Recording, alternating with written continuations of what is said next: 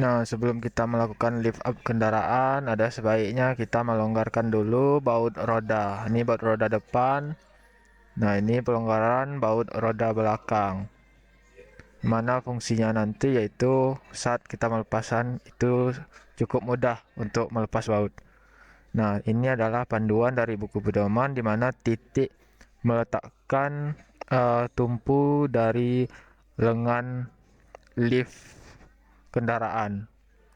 Nah, ini proses pengaplikasian dari buku manual, kemudian proses pengangkatan kendaraan. Nah, ini dia proses pengangkatan kendaraan dilihat dari belakang bawah. Nah,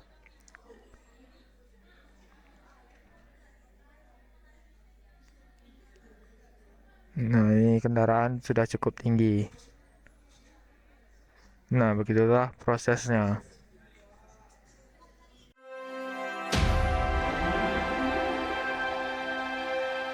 Ini keadaan AC-nya ternyata masih hidup, masih dingin. Nah, ini juga dingin. Nah, sini juga hidup, situ juga hidup. Berarti yang rusak ini apa nih? Cuma panel-panelnya aja. Oke.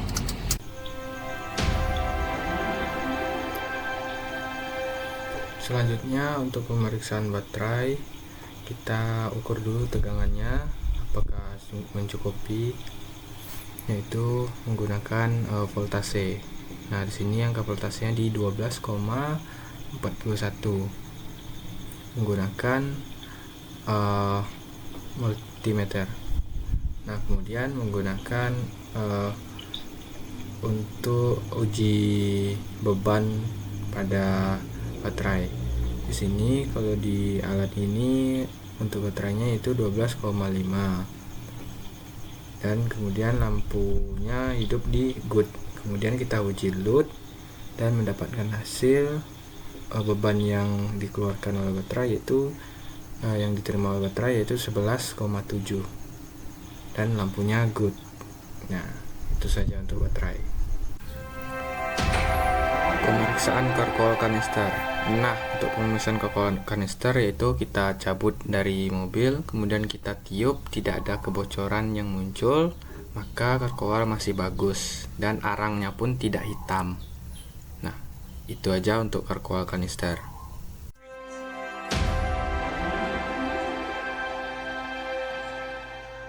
Nah, sekarang kita pemeriksaan filter udara, yang mana kita membuka 3 pengait di tempat filter udara. Lalu kita angkat. Nah, kelihatan filter udara. Nah, bisa kita ambil dengan tangan dan kita lihat. Nah, untuk filter udaranya ini masih bersih, tidak kotor.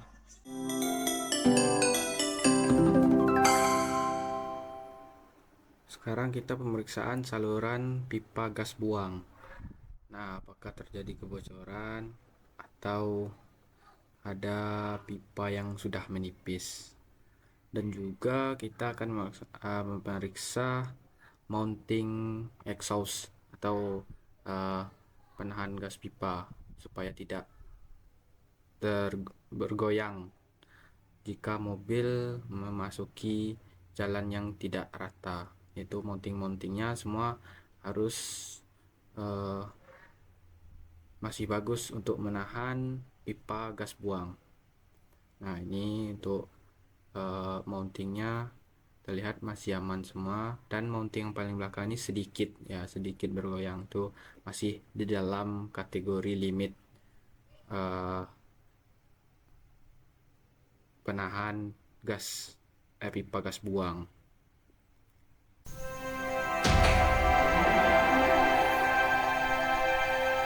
Lagi bang. Oke, lampu kepala. Lampu kepala juga gak hidup, cuman lampu ini satunya hidup. Kalau dim nggak ada karena lampunya nggak ada ya, kosong semua. Lampu sen nggak nggak ada, berarti semua lampu nggak ada, kosong. Jadi kesimpulannya harus diganti semuanya, dipakai baru. Ini lampu nggak ada, wiper juga nggak ada. Klakson Nah, flash juga nggak ada, semua kosong. Sistem kelistrikan lampunya tidak hidup karena bola lampu tidak ada. Ada kabel-kabel berapa yang sudah putus, jadi harus diperbaiki. Nah, sekarang kita masuk ke perbaikan lampu-lampu. Nah, untuk perbaikan yang di sebelah kanan ini setelah diperbaiki, lalu kami pasang kembali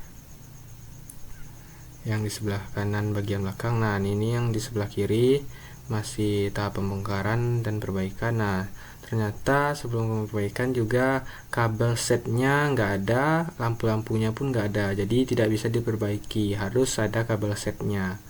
Jadi untuk yang kiri bagian belakang kabel setnya harus ada dulu, baru bisa diperbaiki, lalu dipasang lampunya.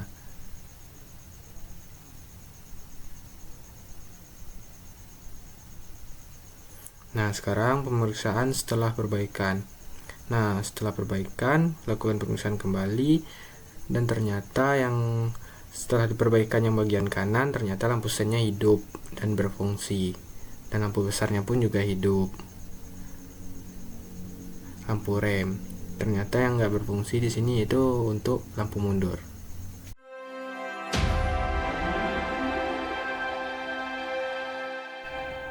Baiklah, sekarang kita melakukan pengecekan level oli mesin, yaitu dengan mencabut joystick di depan kap mesin. Nah, ini dia.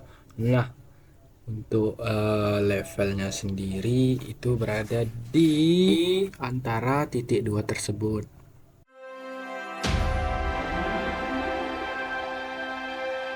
Untuk minyak rim dan minyak untuk kopling juga masih bagus, minyaknya juga masih banyak, jadi nggak ada kebocoran juga.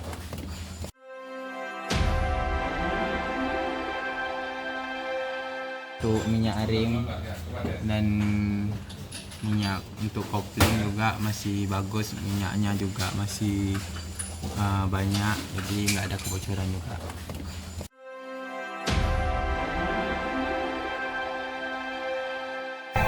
Selanjutnya kita melakukan pemeriksaan oli transmisi atau gearbox. Nah, di sini untuk oli transmisi juga kita membuka tutup transmisi, tutup oli transmisi di bagian atas, bukan yang di bagian bawah, itu untuk penukaran. Dan ini untuk memasukkan oli transmisi. Dimana untuk levelnya yaitu saat kita buka full keluar oli. Nah, seperti di video keluar oli sedikit. Nah, baru kita ambil dengan tangan sedikit untuk memeriksa kualitas oli transmisi. Nah, untuk kualitas olinya ini masih bagus, masih bersih, masih bening ya. Nah, itu dia.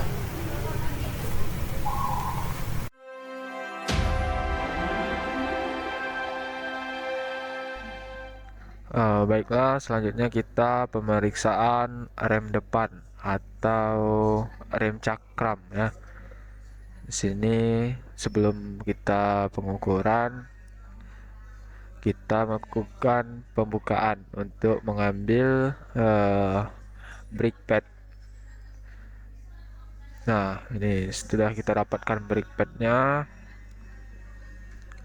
lalu kita melakukan pengukuran. Sebelum melakukan pengukuran, kita kalibrasi dulu alat ukurnya, yaitu jangka sorong. Menggunakan jangka sorong di bagian bawahnya, jadi bagian ujungnya dimasukkan di tengah-tengah pada brake pad, itu ada garis pada brake pad, dimasukkan ke sana. Nah, setelah harus tegak lurus ya, supaya hasil pengukuran kita dapat maksimal. Lalu setelah itu kita kunci. Nah, lalu kita baca hasilnya. Nah, di sini kami mendapatkan hasilnya yaitu di 5,03 mm untuk pengukuran brake padnya. Nah, itu 0,5,0 3 mm. Nah, selanjutnya yaitu kita melakukan pengukuran ketebalan disc brake atau cakramnya. Tuh, kita melakukan kalibrasi dan kita ukur menggunakan jangka sorong. Kita ukur.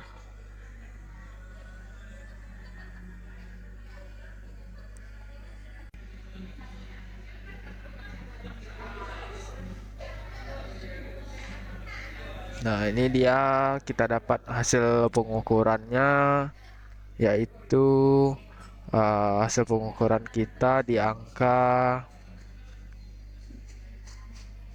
nah ini dia di angka 27,29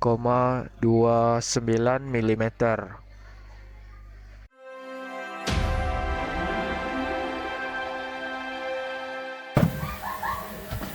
Udah dari sini ya. Udah.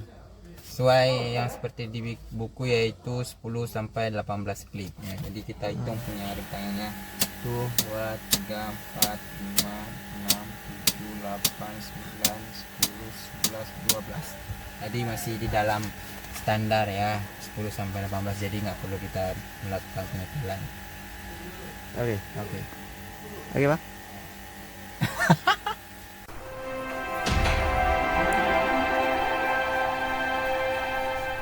Nah, sekarang kita masuk ke bagian pemeriksaan suspensi, selang fluida dan propeller shaft.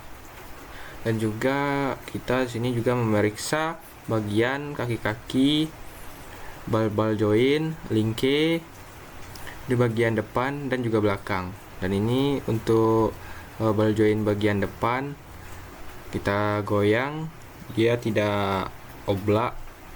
Nah, masih bagus. Nah, untuk karet-karetnya pun juga masih bagus, tidak ada tanda keretakan. Linkinya pun juga gitu, karetnya masih bagus, tidak ada tanda-tanda retak atau kerusakan. Untuk karet bagian dalam di dekat power steering juga bagus, tidak ada kebocoran atau rembesan dari minyak power steering. Nah, untuk karet-karetnya pun juga masih bagus dari join-join. Kemudian untuk suspensinya tidak ada kebocoran oli. Suspensinya pun masih bagus. Cuman di sini agak kotor aja.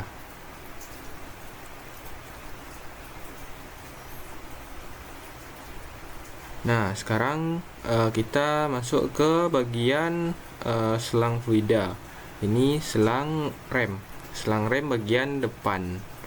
Untuk selang rem bagian depan kering, tidak ada rembesan minyak rem.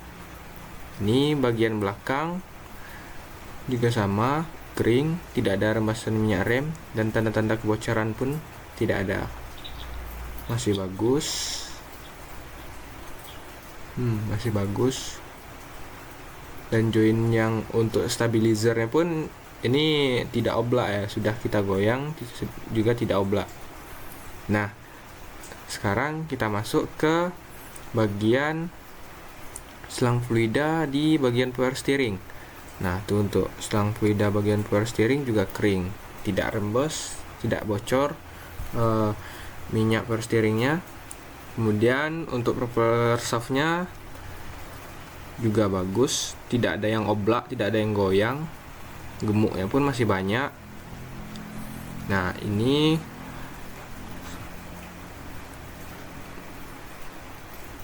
selang rem bagian tengah yang mentransferkan ke bagian belakang, juga kering, tidak ada kebocoran, tidak ada rembesan minyak oli yang keluar, tanda-tanda kebocoran pun juga tidak ada, juga bagus. Nah, sekarang kita lanjut ke bagian suspensi belakang. Nah, untuk suspensi belakang untuk spring sama shock breakernya itu terpisah. Untuk springnya atau pernya ini masih bagus, masih kuat, masih berfungsi. Nah, untuk selang dari rem parkir juga masih bagus, tidak ada sobek, tidak ada keretakan bagian selang rem parkir.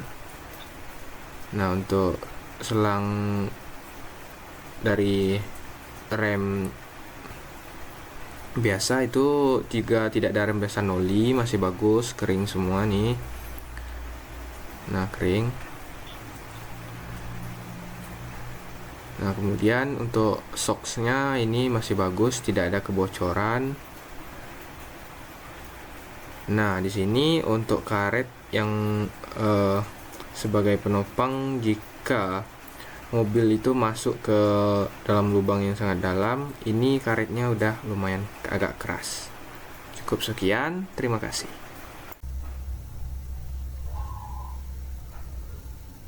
Nah, sekarang kita pengecekan oli gardan atau diferensial dengan cara membuka tutup yang di atas ini. Nah, untuk pengecekannya kita buka. Nah, untuk mengetahui level olinya itu, di saat kita buka tutup yang di atas itu keluar oli sedikit, maka itu bisa level olinya sudah pas atau penuh. Nah, kalau seperti ini itu nggak keluar, kita masukkan saja jari. Nah, itu sedikit saja saya masukkan, itu udah kena tangan saya, maka bisa dikatakan juga cukup lah untuk melumasi diferensial. Nah, untuk pengecekannya ini hasil dari analisa dari tangan dan penglihatan, ini untuk kualitas olinya itu masih bagus, masih bening, nggak kotor. Nah, kemudian kita kencangkan lagi baut yang sudah kita buka sesuai dengan standar yang ada di buku manual.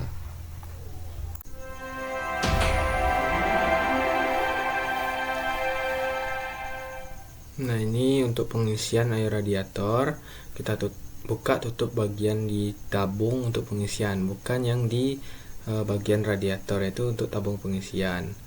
Lalu kita menggunakan corong, lalu kita tuangkan airnya. Nah, tapi kalau untuk yang di tanknya ini itu ada batas airnya. Nah, yang untuk paling bawah yang garis panjang itu adalah batas minimal air radiator di dalam tanknya. Dan ada 3 garis minimal, garis tengah, dan maksimalnya. Soalnya air yang di dalam ini akan keluar masuk ke radiator.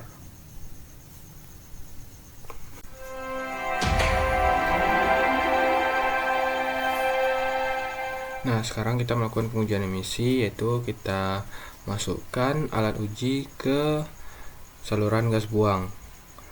Kemudian sebelumnya ini untuk gas analyzernya udah kita readykan, udah kita hidupkan, dan mobilnya pun udah kita panaskan. Dan setelah kita masukkan, lalu kita langsung aja kita klik enter atau main, dan kita tunggu hasil pembacaan dari gas analyzer, yaitu biasanya tuh kita tunggu di angka CO paling tinggi. Nah,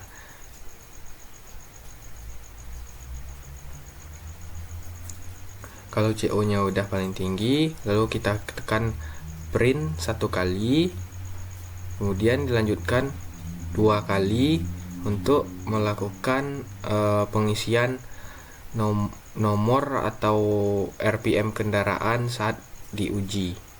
Nah, di sini kami melakukan di 1000 RPM, lalu tekan print sekali lagi untuk melakukan print hasil dari pengujian yang tadi. Nah, setelah hasilnya keluar, lalu kita mereset data yang ada di gas analyzer, yaitu dengan menekan ESC dulu, ESC atau standby. Nah, setelah ESC atau standby ada bacanya ready, lalu kita tekan push.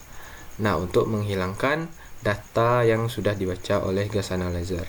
Lalu selanjutnya untuk penggunaan gas analyzer atau pengukuran yang kedua kali, kita tunggu detik yang ada di gas analyzer tersebut. Sekian, terima kasih.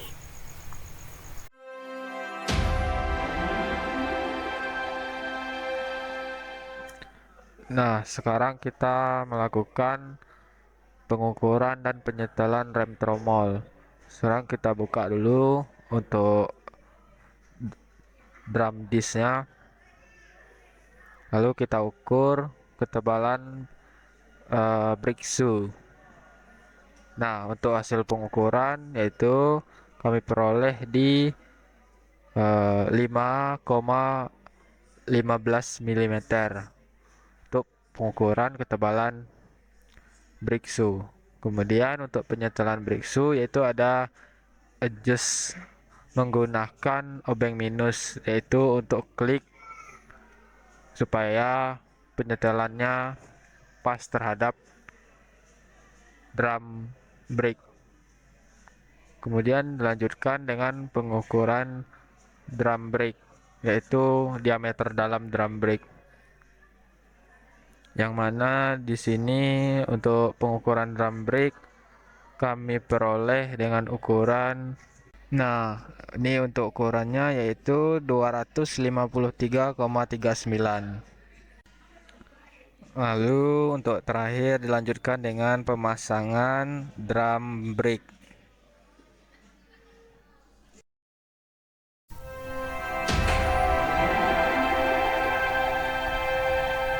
Nah, untuk gerak bebasnya kita tekan sedikit, lalu kita sesuaikan dengan jangka sorong dengan ukuran 150 mm.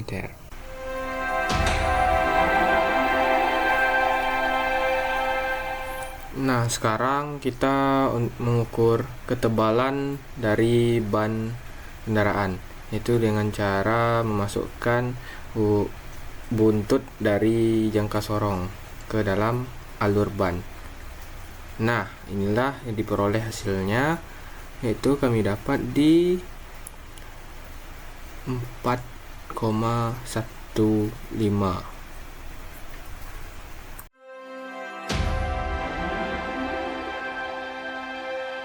Pengukuran ketinggian pedal rem umak silau yaitu 154,34.